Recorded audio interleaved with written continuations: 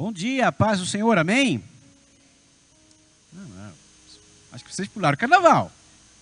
Mas vamos tentar de novo. Bom dia, paz do Senhor, amém?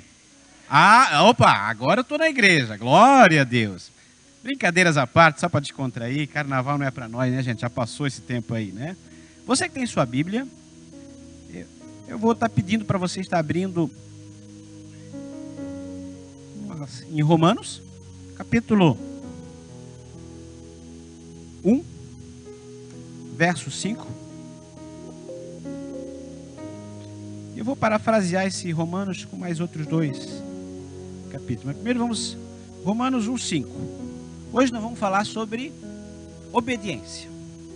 Parece que isso saiu de moda, né? Quando a gente olha nas escolas, a gente olha em casa, cadê a obediência? Parece que saiu de moda. Mas com Deus as coisas nunca saem de moda. Vamos lá.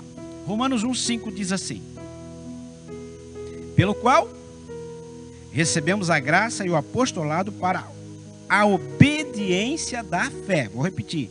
Para a obediência da fé entre as gentes do mundo. Um pouquinho mais à frente, você pode só virar umas páginas aí. Vamos pegar o 10. Até o Odair acabou de ler ainda há pouco, né? Falou um pouquinho quando abriu o culto.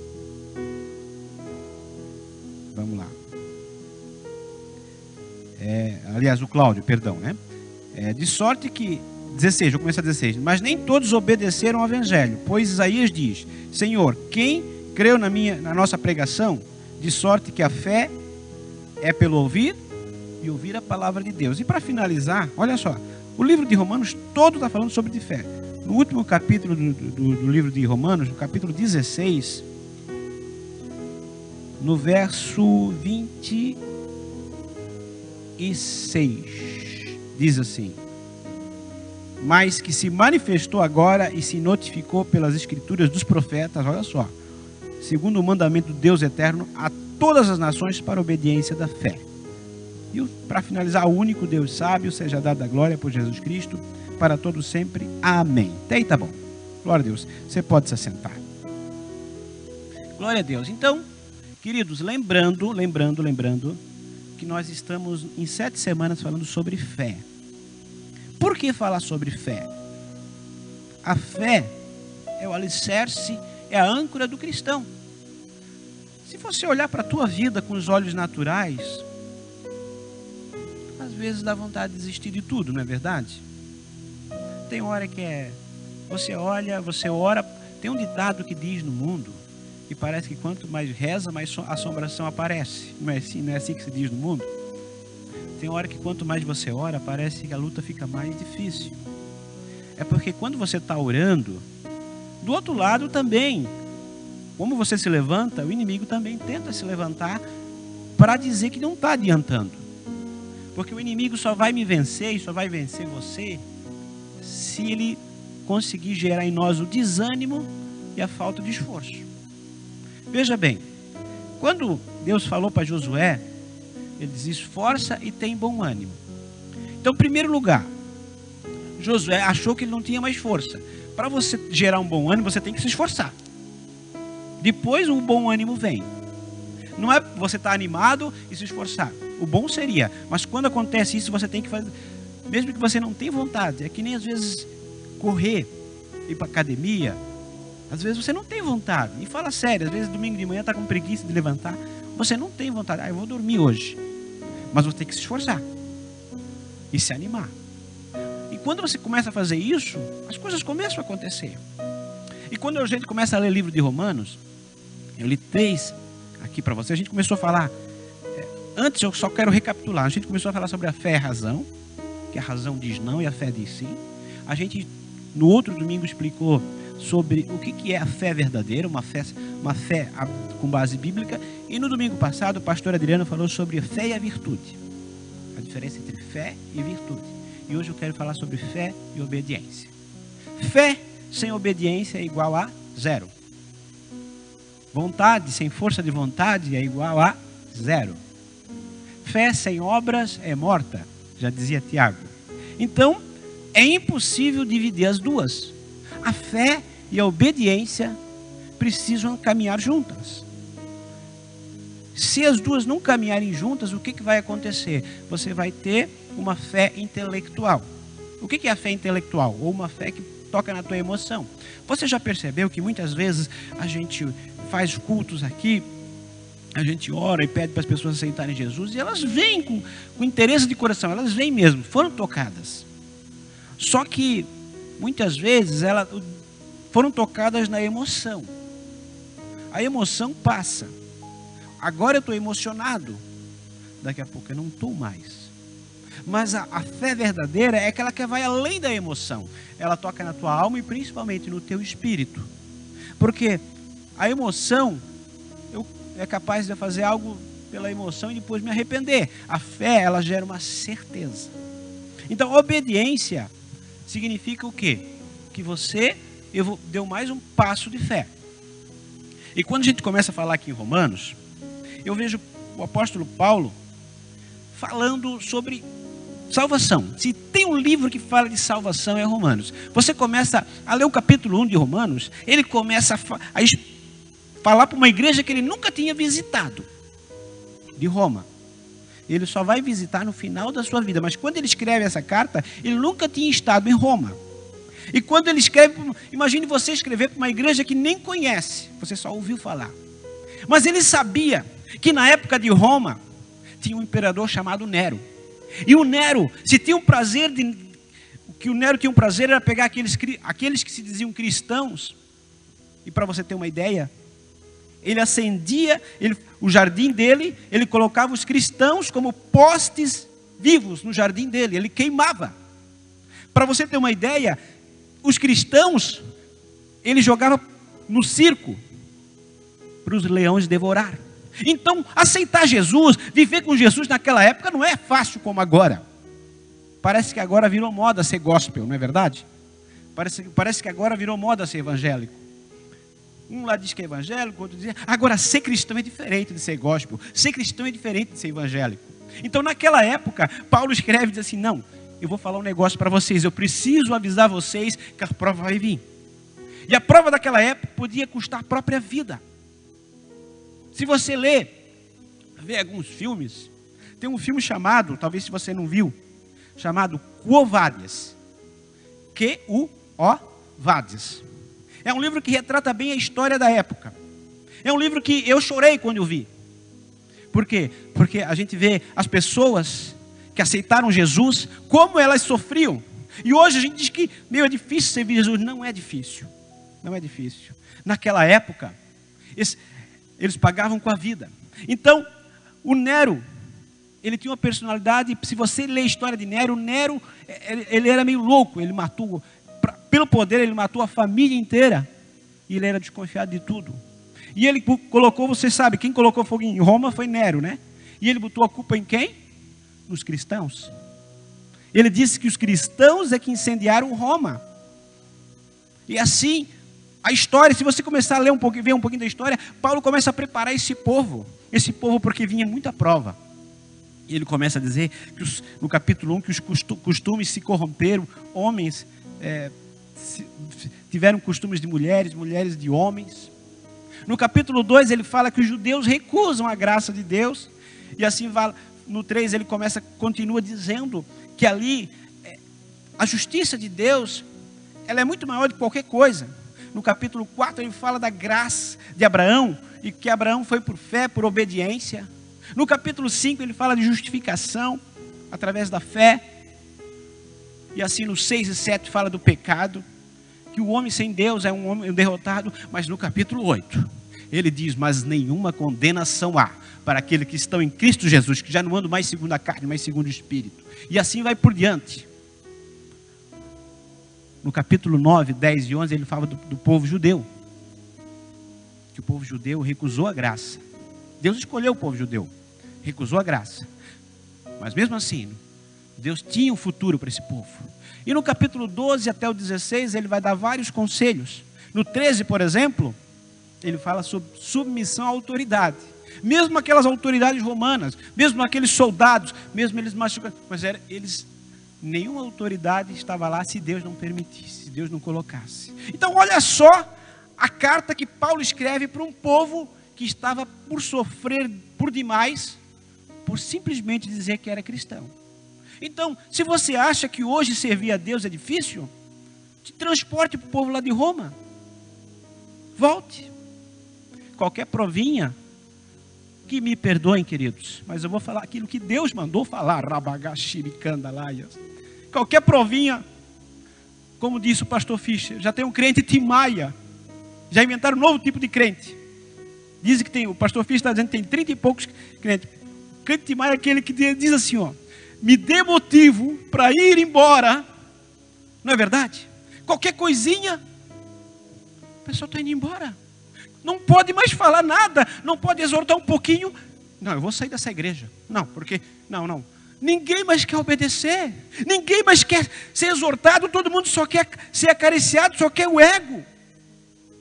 Queridos, nós precisamos. Deus quer falar conosco de pai para filho. A obediência é isso. Se você, mas eu obedeço, tá? É a mesma coisa assim, se o pai te manda comprar um sorvete para ti, você vai obedecer com favor, com prazer, né? Ai, que bom, o pai me mandou comprar um sorvete, eu vou lá na sorveteria, eu comprei o sorvete. Mas o pai manda você estudar. Ai, não, agora não, pai, pode ser depois.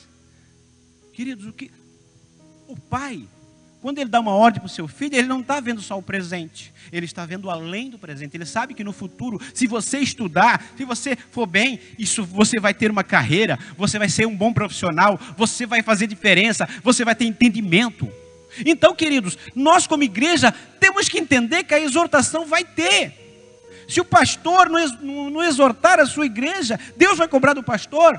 E se a igreja não for exortada, ela vai ser uma igreja imatura. E nós, queridos, nós precisamos entender que às vezes as pessoas vão nos falar algo que vai mexer conosco. Vai ter confronto, sim. Vai ter confronto. É claro que há uma diferença brutal entre ser sincero e ser grosso. Muita gente diz que, não, porque eu sou sincero. Não, mentira, você é grosso. Você não tem sabedoria. Óbvio. O que é ser sincero? Ser sincero é você falar a verdade, sim, mas de uma forma com amor. Porque o amor, a justiça sem o amor te faz implacável. A justiça com amor te faz sábio. Então o que é isso? Se eu chego e exorto alguém na frente de todo mundo sem sabedoria, é claro que eu vou machucar a pessoa. Mas se eu chego para ela e dizer assim, eu preciso falar com você. Olha, você sabe que eu amo você. E tudo que eu falar seria mais confortável para mim eu não falar. Seria melhor, porque eu ficaria bem com você. Mas a palavra de Deus diz que nós precisamos falar, às vezes, exortar. Então eu vou falar com todo o amor.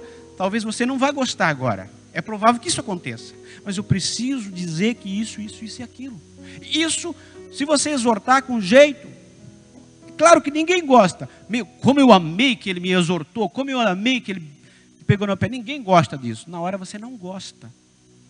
A gente só gosta de elogio. Mas, queridos, eu vou falar hoje sobre obediência. Obediência, muitas vezes você não entende. Você faz coisas na empresa que você não entende o processo todo. Por que é feito isso? Mas pediram para você fazer assim. Porque você às vezes não entende. Então, quando se trabalha em equipe numa empresa, às vezes falam-se células, né, e assim por diante, cada um faz uma parte. Ele não entende muitas vezes o processo inteiro, mas ele faz, porque lá na frente vai dar certo. Se ele fizer do jeito errado, vai ter problema. E assim com a palavra de Deus não é tão diferente. Então eu preciso entender, queridos, que a fé só é confirmada se há obediência. Eu só posso dizer que eu tenho fé se eu obedeço. Exemplo, se Deus está falando comigo e eu não obedeço, a minha fé ainda é pequena, é imatura. Então a fé sem obediência é igual a nada. Obedecer sem fé também é insensatez. Eu tenho que entender que para eu obedecer a Deus, eu preciso conhecer Deus. Como eu vou obedecer a alguém que eu não conheço? Por exemplo, Deus está me dando uma palavra que eu vou falar não no próximo domingo, mas no outro, sobre Abraão.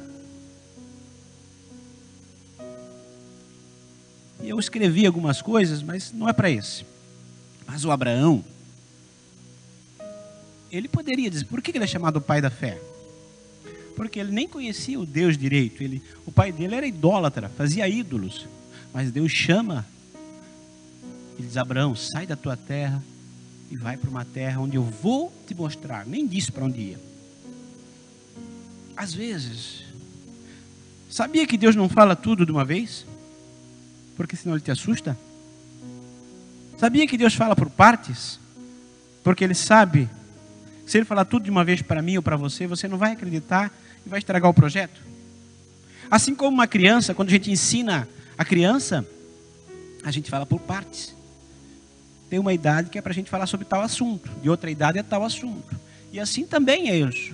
Deus não falou tudo para você, sabe por quê? Porque às vezes eu ou você não estamos preparados ainda para receber. Mas eu preciso entender que aquele que está falando comigo, ele sabe o que faz. A obediência não significa entender como Deus já fará, eu já falei isso, mas crer que fará. Então, a obediência também é uma forma de sabermos em que nível chega a nossa fé. Deixa eu contar algo. Um dia eu estava lá na empresa trabalhando e eu estava falando com Deus. Como é meu hábito, eu vou trabalhar e começo a falar com Deus. Eu disse, Senhor, eu quero ter uma experiência contigo, eu disse. Eu gostaria de, hoje, aqui na empresa ou fora da empresa, mas Senhor, Tu és o Deus que... Se eu estou aqui é porque Tu vai me usar de alguma maneira. Eu chegando na minha sala, Deus falou assim comigo. Diz para aquele homem lá que ainda existe azeite na vida dele. Mas o homem, eu nunca tinha visto o homem. Era um vigilante que veio fazer as férias de outro vigilante, então ele estava o primeiro dia lá. Eu disse, não vou dizer não. Eu nem conheço o cara. Eu disse para mim assim, né? Passei, entrei na minha sala. E fui fazer outra coisa, daqui a pouco, quando eu passei perto dele, o Espírito Santo falou de novo. Eu sabia que era o Espírito Santo, mas eu não queria dizer. Diz para aquele homem que ainda existe azeite. Eu disse, não vou dizer não conheço. O que esse cara vai pensar de mim? Olha o que eu estava pensando. O que esse cara vai pensar de mim? Eu nunca vi aqui pela primeira vez. Eu disse, não. E eu pensei que Deus não ia mais falar. Chegou perto de meio-dia, o mesmo Espírito que é insistente. Ele disse para mim assim, diz para ele 3 vezes que ainda existe azeite. Imagina como eu cheguei lá, disse, ô fulano de tal, eu não sabia como falar isso. Quando eu cheguei perto do homem, eu disse, olha, eu não sei se tu acredita ou não acredita. Eu não sei que religião você é. Se você crê em Deus, se você não crê em Deus.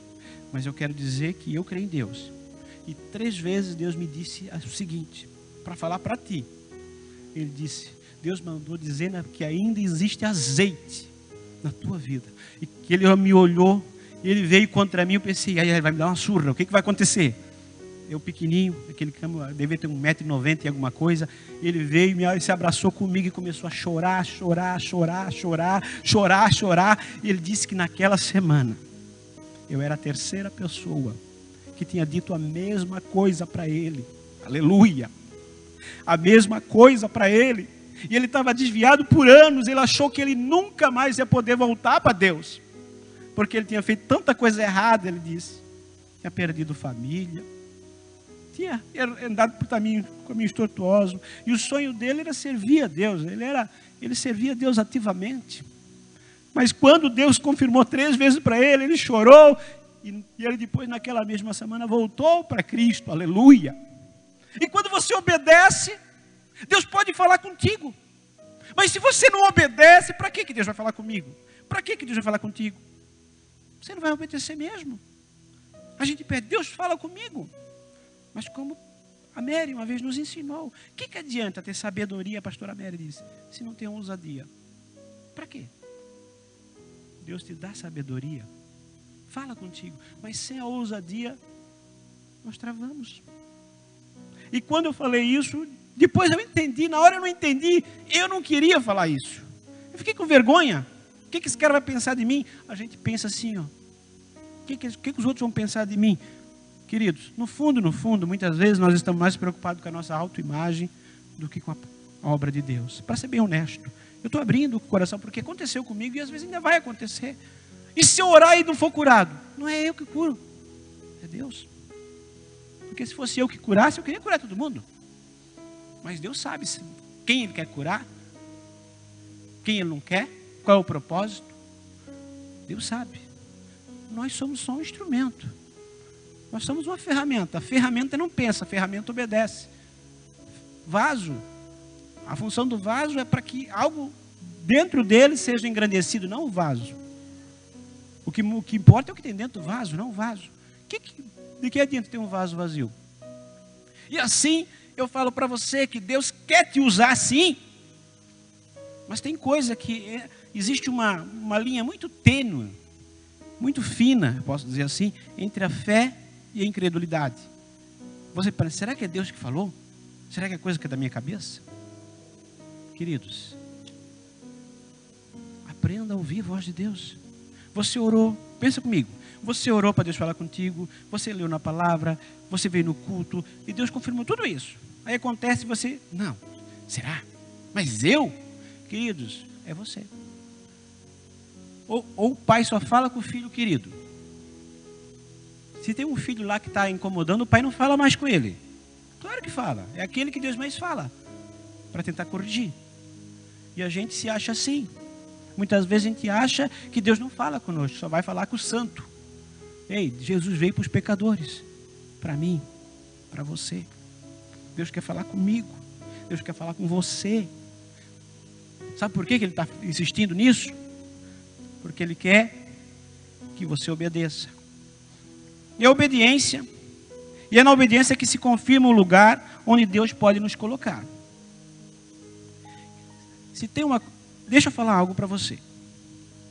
Se conhece uma pessoa obediente nas pequenas coisas, antes de se você colocar no muito, Deus te coloca no pouco, para te provar. Tem coisas pequenas que a gente vai percebendo essa pessoa obediente. Exemplo, às vezes alguém te dá uma ordem, você diz, não, mas não é bem assim, vou fazer assim. Existem pessoas que não gostam de obedecer, só quer fazer do jeito que ela pensa. Existem coisas que às vezes o nosso pastor vai pedir, o nosso líder está acima, que às vezes se fosse eu não faria desse jeito, mas eu vou obedecer, muitas vezes. A minha esposa está aqui, ela é testemunha, ela vive comigo. Muitas vezes o pastor Marcos anda muito comigo, ele me pede um monte de coisa, faz isso. O pastor Gilmar também pede isso, pede aquilo, faz isso, aquilo. Tem coisas que talvez se ele não pedisse, eu não ia fazer não. Mas ele pede, eu sempre procuro obedecer. Sempre tudo. Como eu falei, antes de eu pregar o meu primeiro sermão, eu tinha 143 sermões prontos. Nunca ninguém tinha me chamado para pregar. Nunca. Eu tinha escrito. Ainda, como eu disse, tem sermãos lá que está lá na gaveta. Eu não sei, talvez uma hora eu pregue. Outros não. Eu escrevi, porque Deus falava comigo, eu escrevia. Por isso que eu aconselho você. Comece a anotar o que Deus fala com você. Traga um caderno, traga um papel, por quê? Porque depois você vai esquecer. E quando eu vejo lá, quanta revelação que Deus me deu, nesses anos todos, eu fiquei no banco por mais ou menos 12 a 13 anos. Sem nunca ter uma oportunidade para abrir um culto, por exemplo. E às vezes a pessoa está 1 ano no banco ou 2, já diz que não vou ter nunca oportunidade aqui. Pastor Pedro está aí, pastora Mary. Quanto tempo nós ficamos no banco, não foi verdade? Então, queridos, não se faz um homem de Deus, uma mulher de Deus do dia para a noite. Não se faz. Muita gente não está mais aqui hoje na Calvário. Deve estar em outra igreja. Glória a Deus que foi para outra igreja. Não estou dizendo isso. Mas por causa de picuinhas. Porque eu não concordo. Gente, unidade não significa unanimidade. Muita gente confunde unidade com unanimidade. A igreja anda em unidade. Alguém da direção nós seguimos. Mas não significa que todo mundo é unânime nisso. A gente pensa diferente. Mas a unidade, ela traz unção. Por isso que o Salmo 133 diz assim, ó, que quão bom e quão suave é que os irmãos andam em união. É como óleo derramado na cabeça de Arão na barba dele que escorre, como o Monte Hermon. Se você quer ter uma unção de Deus, verdade, respeite a autoridade. A unção que você respeita é a unção que você recebe. Sabia disso? Se você quer ter uma unção diferenciada, respeite a autoridade. Deus não vai dar unção para alguém que é desobediente, porque ele vai estragar. Comece a olhar na Bíblia. Todo aquele que foi ungido,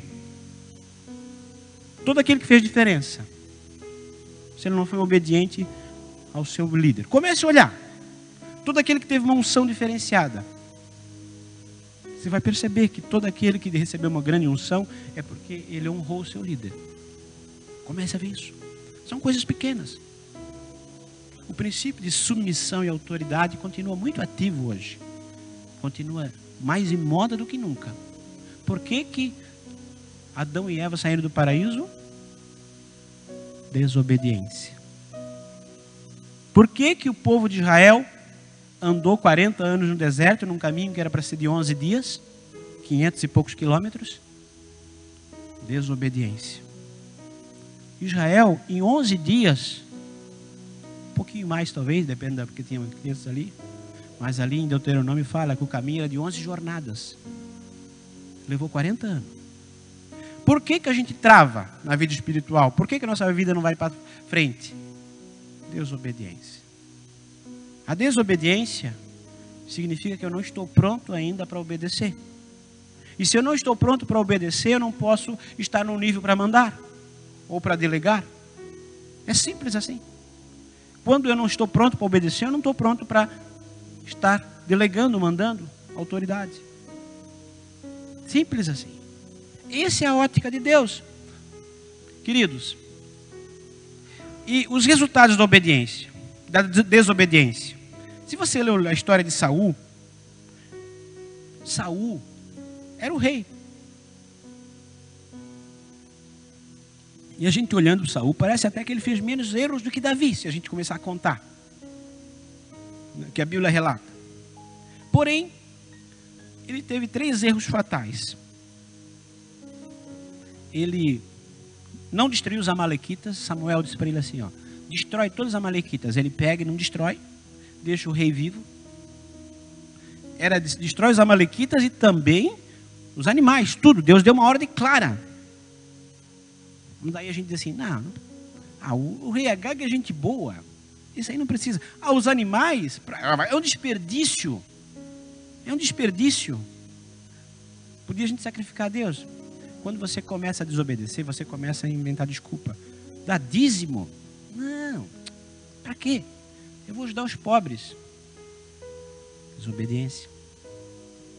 Não. Dá dízimo para a igreja? Então eu pego o meu dinheiro, eu vou dar. Queridos, a Bíblia fala.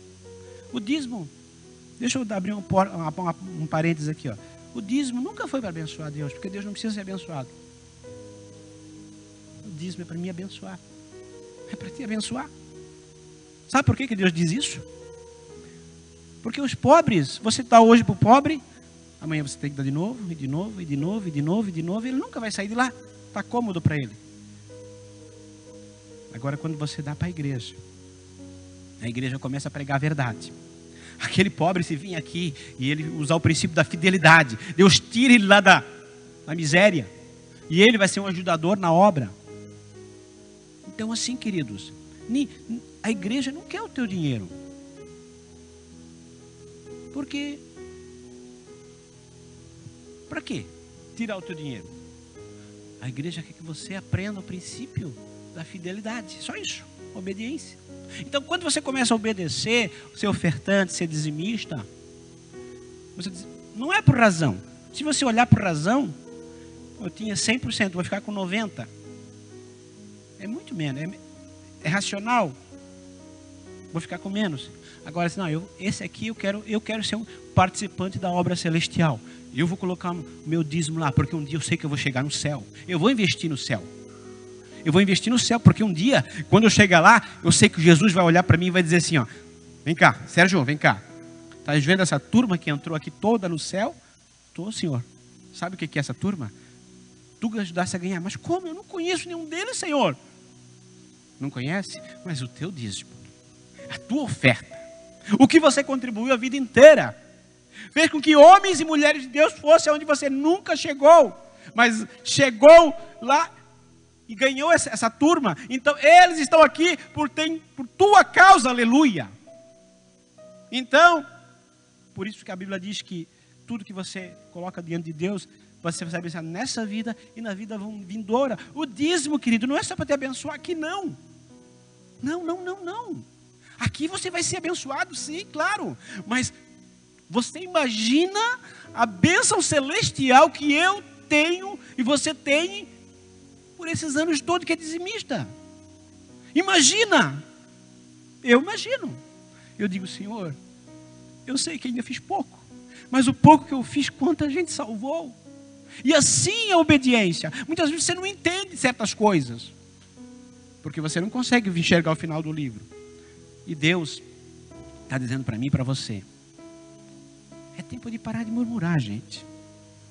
Vamos começar a obedecer. Deus tem coisa diferente para mim e para você nesse ano. E Saul perdeu o trono por não destruir os amalequitas. Saul tentou tomar um lugar que não era dele. Ele tentou fazer sacrifício, tomar o lugar de sacerdote. Ele era o rei, ele não era o sacerdote. Tem lugar que não é meu. Tem lugar que é de outro. A tua túnica é tua. Observe isso comigo. Eu não estou dizendo que isso é errado. Eu sei que o pastor Gilmar senta por aqui. Não é verdade? Onde é que o pastor Gilmar senta? Qual é o banco? Sempre aqui. Vocês já me viram sentar aqui algum dia? Ah, mas não tem nada a ver, ele não está aí? Sim. Aqui é o lugar dele. Eu não estou julgando quem senta. Aqui é o lugar dele. Onde é que eu sento? Sempre lá. Eu tenho meu lugar na igreja. O pastor Gilmar tem o dele. O pastor Adriano tem o dele. Ah, mas isso é bobagem, não tem nada a ver. Eu estou dizendo para você entender espiritualmente falando. Cada um tem o seu lugar na obra de Deus. Por isso que até brinquei com a minha esposa, né? O pastor Adriano diz que canta bem, eu não sei, né? É ele que diz, né? Se ele acha, não sei se vocês acharam ou não, mas tudo bem. Acho que ele prega melhor que canta, mas tudo bem. Eu já não me arrisco a cantar. Um dia eu fui cantar os parabéns pro pessoal, já esqueci a letra aqui. Aí eu digo assim, não, se for, eu só vou dizer assim, só vocês, né? Se for me cantar, né? Porque eu vou esquecer. Mas se você pedir para me dizer um versículo de cor, talvez até um texto de cor, eu não sei por que acontece isso. Eu sou capaz de citar um capítulo inteiro de cor, mas uma estrofe de uma música eu esqueço. Cada um na sua, gente. Deus tem o seu plano para cada um. Deus tem o seu plano para cada um. Então, queridos, para não ir muito longe, a desobediência tira do trono, te faz escravo, tira a noção real das coisas. Saul, além disso, ele consultou uma feiticeira, coisa proibida por Deus, olha só. Começa a tentar manipular as coisas. E claro, gera concupiscência, gera o pecado e traz consequências terríveis, pois traz a morte espiritual, que é muito pior do que a morte física. A morte física, você morreu, mas está num outro nível espiritual, está com Deus. Mas a morte espiritual, aqui nessa vida, a Bíblia diz no Salmo 90:10 que a duração de nossa vida é de 70, 80 anos. Alguns pela sua robustez passam disso. Chegam até 100, talvez, um pouco mais. Mas é o 90:10. Moisés escreve isso, Salmo 90:10. A duração de nossa vida é de 70, alguns pela sua robustez chegam a 80 e passam um pouco disso. Mas você imagina lá no céu, a eternidade é 1 milhão de anos, é 2 milhões de anos, é 3 milhões de anos, é 5 milhões de anos. Não é 70, 80. Então o que é a nossa vida comparada à eternidade? Nada. Nada. Então, gera morte espiritual. E o pior, eu não vou ler tudo porque é muito grande, mas se você quiser ler em casa, Deuteronômio 28, do 15 até o 68. Do 28, Deuteronômio 28, do capítulo 1 ao 14, 1 a 14 fala de bênçãos. Do Deuteronômio 28, do 15 ao 68, fala das pragas por desobediência. Pô, será que tem muito mais praga do que bênção? Não. É que Deus quis explicar certinho para você tudo o que aconteceu, ia acontecer. E se você começar a ler na Bíblia, tudo que aconteceu até hoje com a nação de Israel, está escrito ali. Ah, mas o holocausto está ali? Está ali. A perseguição aos judeus está ali? Está ali. Só que ele fala de forma simbólica. Tudo que aconteceu para Israel está aqui, ó, do 15 ao 68. Todas as coisas que aconteceram até hoje. Por quê? Porque Deus quis explicar que se ele se desviasse, isso ia acontecer. E aconteceu. Né? Queridos, mas a obediência, em Deuteronômio 28, 8:1, para nós terminar aqui, mais 5, 10 minutinhos eu termino aqui, traz honra. Então diz ali, Deuteronômio 28, abra um pouquinho comigo, esse 5º livro da Bíblia, nós vamos estar terminando agora, né? Depois de Números, Deuteronômio 28. Aqui Moisés estava no final do seu ministério.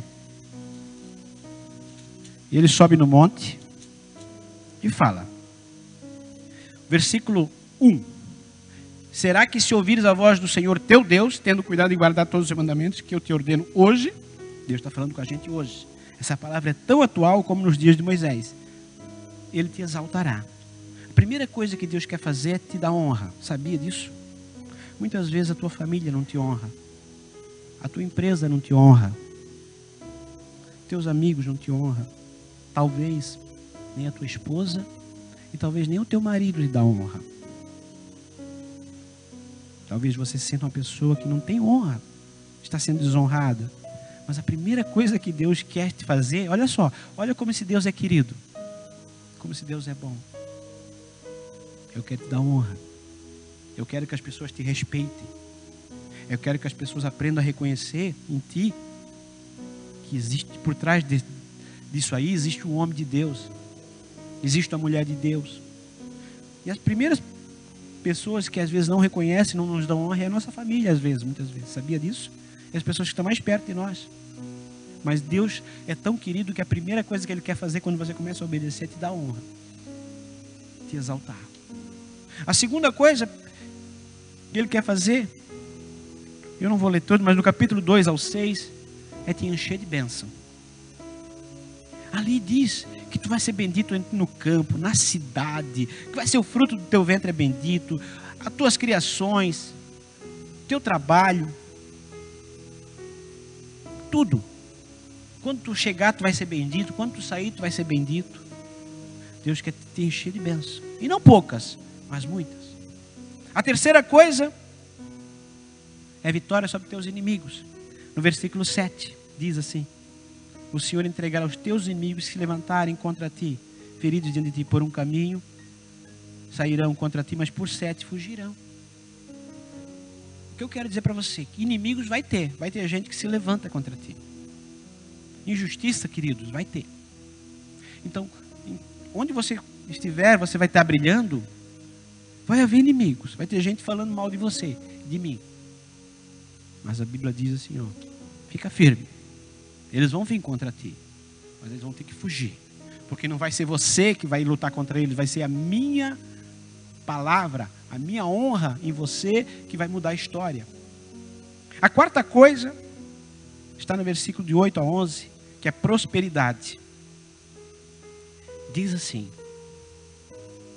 o Senhor mandará que a bênção esteja contigo nos teus celeiros, em tudo que puseres a mão. Te abençoará na terra que der o Senhor teu Deus. Confirmará para ti um povo santo, como tem jurado. Deus tem jurado. Olha só, pensa comigo. Deus disse assim: eu vou fazer, obedece que eu faço. Não tem errada. Se Deus falou, vai acontecer. E Ele diz no 11 que dará abundância de bens no fruto do teu ventre e dos teus animais. Então Deus quer, além de te abençoar, o que você colocar a mão, Ele vai multiplicar. No versículo 12, aquilo que eu estava falando ainda há pouco, Ele diz que vai abrir os tesouros do céu. Diz assim, 12: o Senhor te abrirá do seu bom tesouro, o céu. O que que tem no céu? Que tesouro é esse que tem no céu?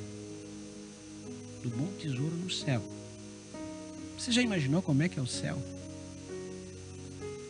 Deus está dizendo que Ele vai abrir o céu e aquilo que Ele tem no céu Ele vai te jogar sobre ti.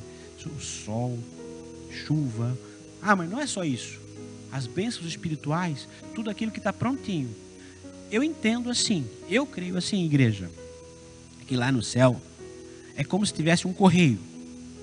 Lá na caixa postal está escrito assim: remetente, Jesus Cristo.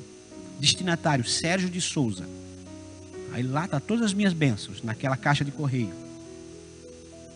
Toda ela. Só que tem que ter um selo, né? Para que uma caixa chegar, uma carta chegar no seu destino, tem que ter um selo. Eu tenho o selo da promessa, o selo do Espírito Santo. Né? E quando Deus diz assim, não, eu tenho essa bênção para ele. Só que o correio entrega todas as encomendas num dia só? Não, né? O correio ele tem data para sair e para chegar. Então, querido, eu quero dizer para você, eu quero ser profeta na tua vida. Lá no céu tem uma caixa postal com o teu nome, com todas as bênçãos para te entregar na hora certa. Só que o destinatário tem que estar em casa para receber, não tem? Ei, deixa eu falar algo para você. Você tem que estar na casa de Deus, tem que estar na presença de Deus para receber. Se o correio pode vir 30 vezes na tua casa e você não estiver em casa, você não recebe, mesmo que as bênçãos sejam tuas. Deus está dizendo para mim e para você: conserta a tua vida espiritual. Conserta, se conserta comigo, que eu tenho todas elas prontinhas para você. Eu tenho todas prontinhas. A caixa postal de Deus, o bom tesouro, está aberto. Agora é você tem que estar com o coração aberto. Você tem que estar pronto, porque quando você estiver pronto, vai chegar no destinatário a tua bênção. Aleluia. Oh, rabagacharamandagaias. E para finalizar, Deus diz assim, versículo 13: eu te colocarei por cabeça e não por cauda. Estarás por cima e não por baixo. Só que vírgula, e aí muita gente confunde. Quando obedeceres. Muitas vezes só cita, eu já vi algumas vezes, pessoas só citar a primeira parte desse versículo. Não, Deus me colocou por cabeça e não por cauda. Como que está acontecendo isso? Vírgula. Quando obedeceres. Quando obedeceres. Quando obedeceres. Quando obedeceres. Quando obedeceres. Você vai sim ser colocado por cabeça e não por cauda. Em cima e não por baixo. Quando obedecer. Conta-se uma história que o Napoleão Bonaparte, que foi o grande general francês, a maioria de vocês sabe a história dele. Ele estava atacando os inimigos e ele chegou num lugar que tinha um menino estava em frente de uma grande porta. E Napoleão e seu exército disseram assim, ó: ei menino, abre essa porta aqui, porque o soldado do Napoleão disse: abre essa porta porque o general Napoleão chegou e precisa passar. Aí o menino olha para o soldado do Napoleão e Napoleão do lado, e ele diz assim: eu não posso abrir. Mas como? O Napoleão está aí, o maior general do mundo. Ele disse: não, mas eu tenho ordem do meu pai, que é para ninguém entrar nessa porta. Eu não posso abrir para ninguém, a não ser para o meu pai. Aí o Napoleão bateu no soldado e disse assim, ó: se eu tivesse 1000 soldados com essa obediência, eu conquistava o mundo. E essa história é verídica. Não é uma história, é uma história que se conta de Napoleão. Ele pega, sai e entra para outro lugar. Ele deixa a porta lá. Querido, se você obedecer, você diz que tem fé, eu digo que tem fé. Ok. Então, primeira coisa, se eu faço uma campanha, eu preciso obedecer. São 7 dias. É 7 dias. Ah, mas um dia só não vai fazer mal. Então não faça a campanha. Ah, se eu digo que eu vou orar e não oro, comece a orar, marca o compromisso. Você, nas pequenas coisas, Deus não quer sacrifício teu. Obedecer, sacrificar é menos do que obedecer. Deus quer obediência, não sacrifício. Diz isso. 1 Samuel capítulo 15, versículo 22. Então eu quero te convidar a ficar de pé.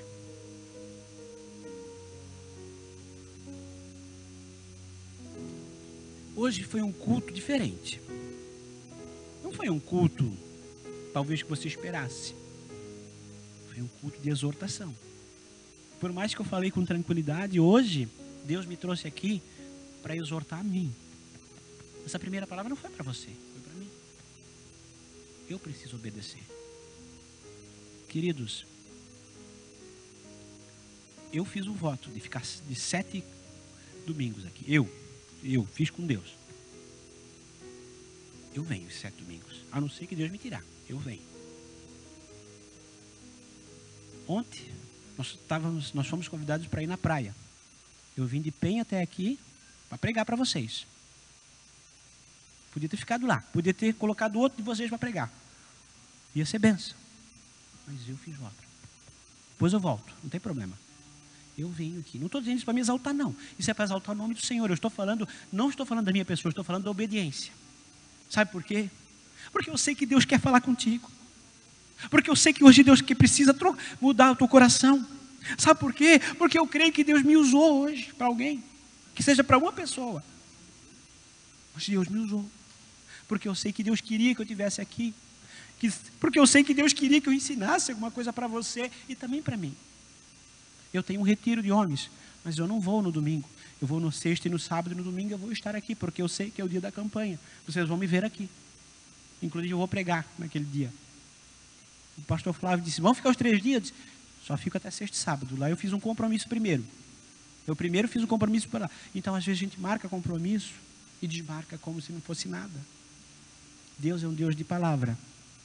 Quando Ele fala, Ele cumpre. E Deus está querendo que eu e você sejam pessoas de palavra. De honra. Deus quer te honrar sim.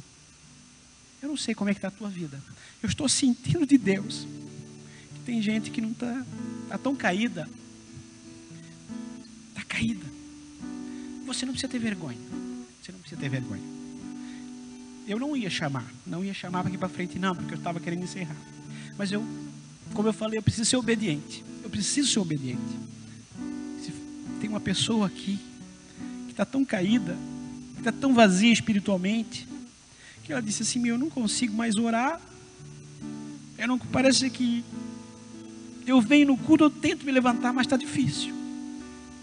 Deus está te chamando aqui hoje. Deus está te chamando aqui hoje. Você disse ainda essa semana, está difícil. Estou com vontade de largar tudo.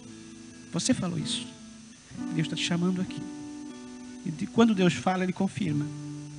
Você que quer um renovo hoje, eu quero te pedir para vir aqui na frente. Eu quero orar por você. Nós vamos orar por você. Vem aqui na frente. Quero orar por você. Tem pessoas, eu não sei quantas são, mas tem pessoas que precisam de um renovo. Aleluia. Arabagá, suidecá, mandagaias. Sempre vem o primeiro. Depois vem o segundo. Eu vou pedir para os pastores que estão ali, pastora Alexandra, eu vou ungir vocês vão tocar neles. Vocês vão orar o seguinte, essas pessoas estão precisando de um renovo espiritual. Porque depois que elas tiverem um renovo espiritual, tudo vai mudar na vida delas. Porque muitas vezes elas não estão conseguindo obedecer, porque não tem força, e nem força de vontade. Eles querem, no fundo do teu coração, eles queriam tanto servir a Deus, só que tem algumas coisinhas que não está deixando eles fazer isso. Enquanto nós adoramos a Deus, eu vou orar daqui de cima. Pode começar a...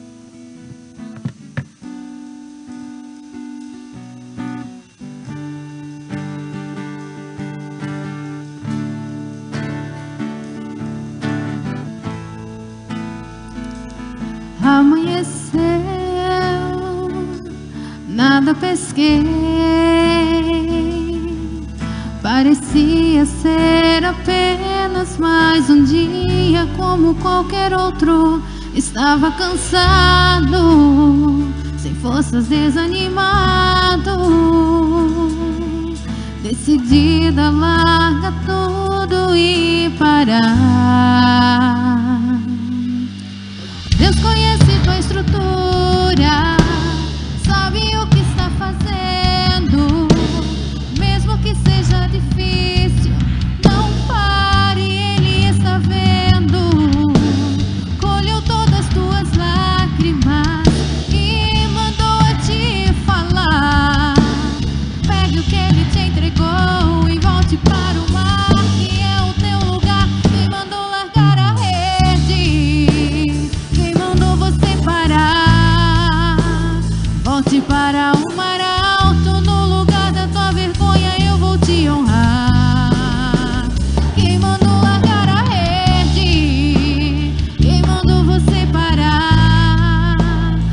Volte para o mar alto, no lugar da tua vergonha eu vou te honrar.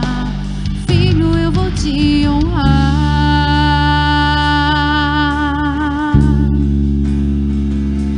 Oh, oh, oh.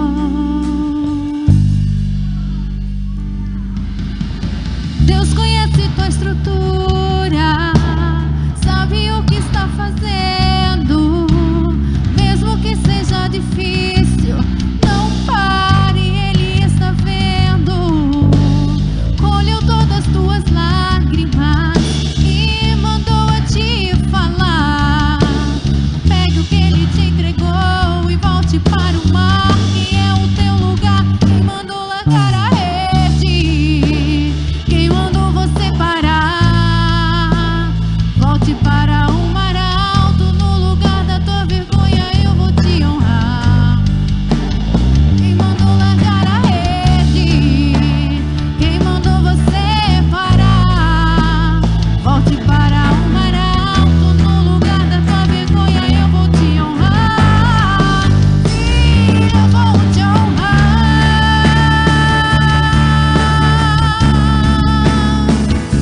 Oh, filho, a noite já passou, a tua hora chegou. Pegue a tua rede, volte para o mar. Vou te esperar no mar. Nada de parar. Deus contemplou seu caminhar. Você é difícil prosseguir. Quando tudo lhe faltar, esse cenário vai mudar. A tua hora chegará. Há tempo pra tudo. Quem mandou largar a rede? Volte para o mar alto, no lugar da tua vergonha eu vou te honrar. Quem mandou largar a rede? Quem mandou você parar? Volte para o mar alto, no lugar da tua vergonha eu vou te honrar. Filho, eu vou te honrar. Xarabalaba, xiricandaramandagaia. Quem mandou largar a rede? Quem mandou largar a rede? Quem mandou você parar? Quem mandou você parar? Volte para o mar alto, no lugar da tua vergonha eu vou te honrar. Vai ter honra sim. Quem mandou largar a rede? Ainda não é tempo de parar. Quem mandou você parar? Volte para o mar alto, no lugar da tua vergonha. Onde você caiu? É ali que Deus vai te exaltar. Filho, eu vou te honrar. Balaga, xarabalaba. Filho, a noite já passou, a tua hora chegou. Olha. Pegue a sua rede, volte para o mar. Vou te esperar no mar. Nada de parar. Deus contemplou seu caminhar. Você é difícil prosseguir. Quando tudo lhe faltar, esse cenário vai mudar. A tua hora chegará. Há tempo pra tudo. Quem mandou largar a rede? Quem mandou você Ora, parar? baga, xaramandagaias. Volte para o mar alto, no lugar da tua vergonha eu vou te honrar. Aleluia. Quem mandou largar a rede? Aleluia. Quem mandou você parar? Volte para o mar alto, no lugar da tua vergonha eu vou te honrar. Filho, eu vou te honrar. Glória a Deus. Aleluia, Senhor. Glória a Deus.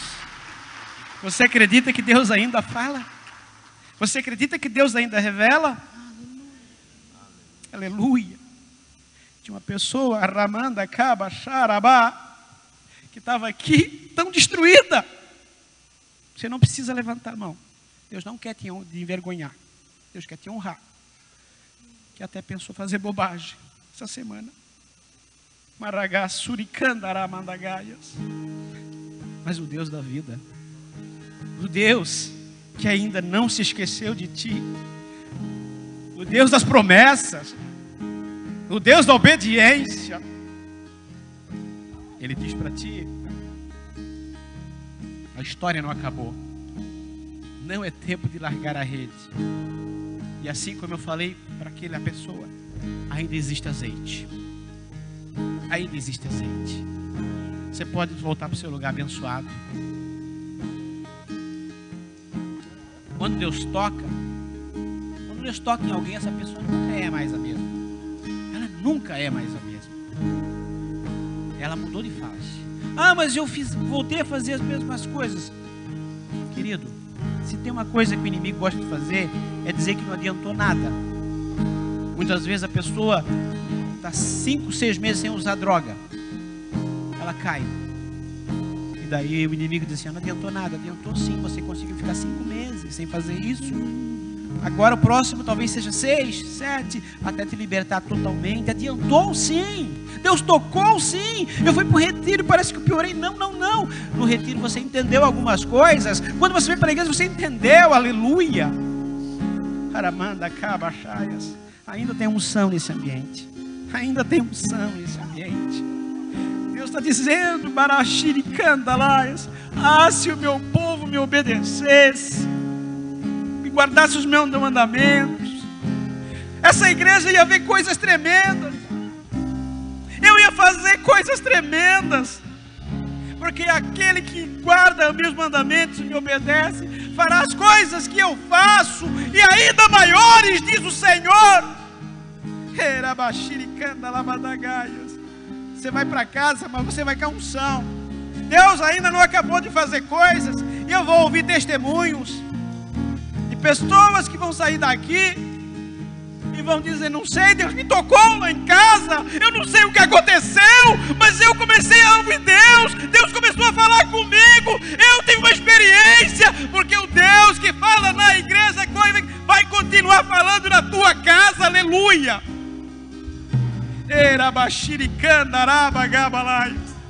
Aleluia.